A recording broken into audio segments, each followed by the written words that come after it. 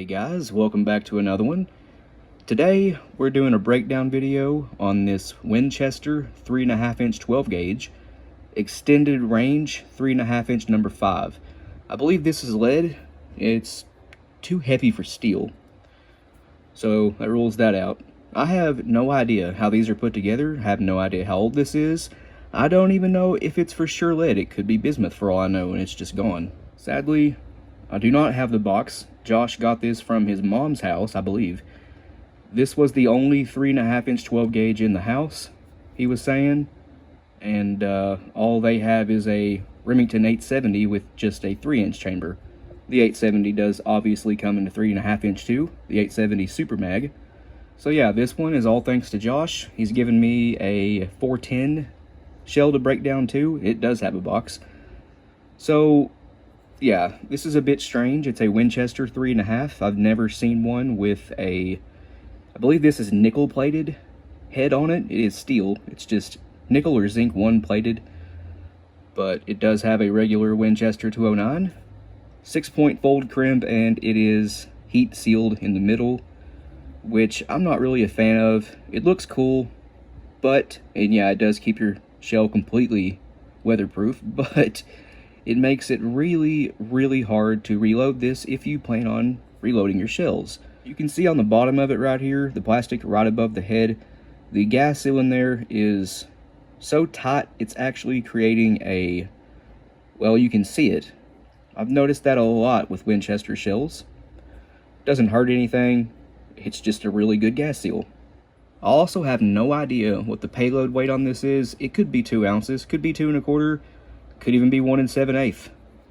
Don't know, and we're gonna find out together. I'll try to find a picture of the box, and if I do, I'll throw it up here. If not, well, you guys didn't see the cutaway, and you're still looking at the shell.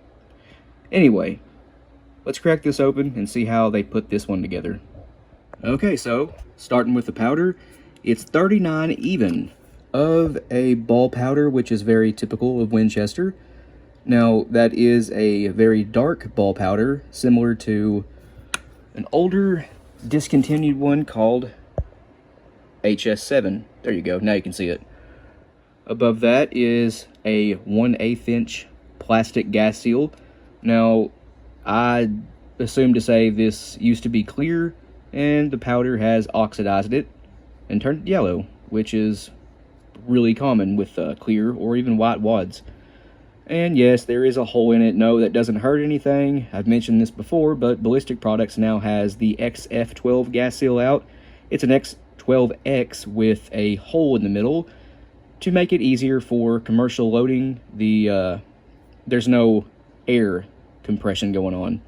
If you have a tight-fitting gas seal, when you slide it down the hull, sometimes you'll get resistance due to the air. But this now has a hole in it just like the XF12. And I don't know, I haven't tested those out, but they seem to be working pretty well from what I've seen people posting. Buck and Slow group on Facebook. But above that, we have a 1/2 inch fiber wad. This is not like the fiber cushion wads you see us using all the time. This is much more dense, much harder, much more durable.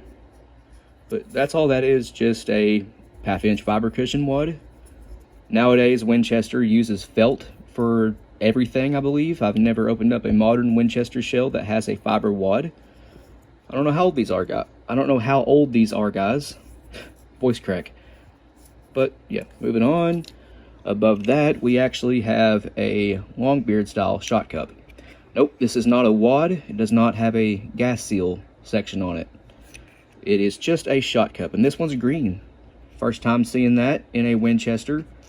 Usually they're blue for 10 gauge, red or gray for 12, and I think white for 20 gauge, if I remember right. I guess they can really be any color Winchester wants them to be, but that's typically what I've seen. This one's green. Again, never seen that until now. I do want to note this wad does have extremely rigid pedals, and they are very, very thick.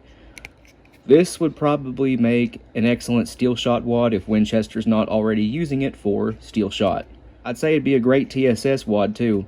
And yes, I know I'm calling it a wad, even though I just said it's not technically a wad. Just a habit. But yeah, moving on from that, here is the shot and buffer. Turns out this stuff right here, doing a voiceover, is actually non-toxic. It is a high-density shot, 10% heavier than lead. I thought it was lead, that's why I'm doing this voiceover. Turns out this stuff is, from what I can tell or read, equivalent to the original heavy shot. So it's 13 grams per cubic centimeter for the density. Not nearly as heavy as, obviously, TSS, but still, apparently it's some sort of tungsten blend. How much does it weigh? I have no idea. I haven't weighed it yet. Hull is zeroed out, 2.031 ounces. That is a 2-ounce payload of just the lead. The buffer brings it up to 2.031. So that's this shell here is a turkey load. Didn't think it would be. I honestly thought it was just going to be a long-range, general-purpose field load of some kind. No, this is a turkey load. I'm not sure if it's marketed as a turkey load or not because I have not seen the box. If I found a picture of it, you guys have already seen it.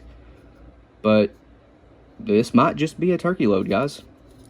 And as for the hull itself, obviously straight wall, there are no 3.5-inch tapered hulls. There used to be 3-inch, but not anymore. And that has a low plastic base wad.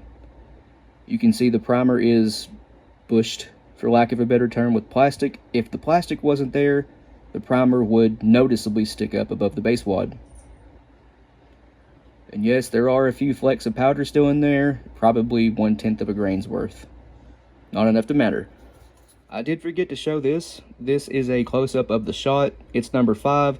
It all appears to be uniform, very, very round. I'd say it's a pretty hard shot too.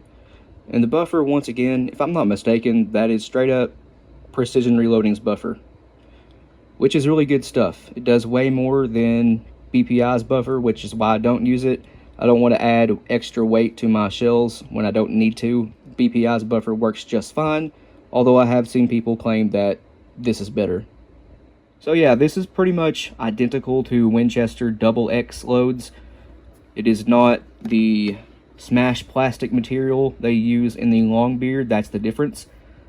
This is just a 3.5-inch hull, plastic gas seal, 1/2-inch fiber cushion wad, Longbeard wad, which is what the XX uses, and the Super X turkey loads.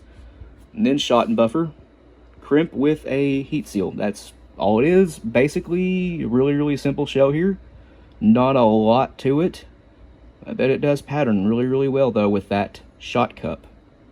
Anyway, let's slap this back together and see if I can make it look presentable. Alright, and here it is. Went back together just fine. I did put a Tyvek overshot card underneath the crimp, that way the buffer doesn't leak out, but honestly, that one went back together just fine. Not really much of a hole there. But guys, there is a breakdown on Winchester 3.5-inch 12-gauge extended range, whatever that means. Basically just a turkey load, but I have these Federal 10-gauge slugs to do that a viewer sent. They are vintage. Curious to see how those are put together. I have, well, it's not anywhere near me, but there is a Winchester 3-inch 410 Super X load. That's what it is. It is number 6 shot, 11/16 ounce. Ain't done a breakdown on those, so expect to see that one soon. But other than that, this was a pretty interesting one. Turns out this is just a turkey load under a different name. But yeah, thanks for watching. We'll see you in the next one.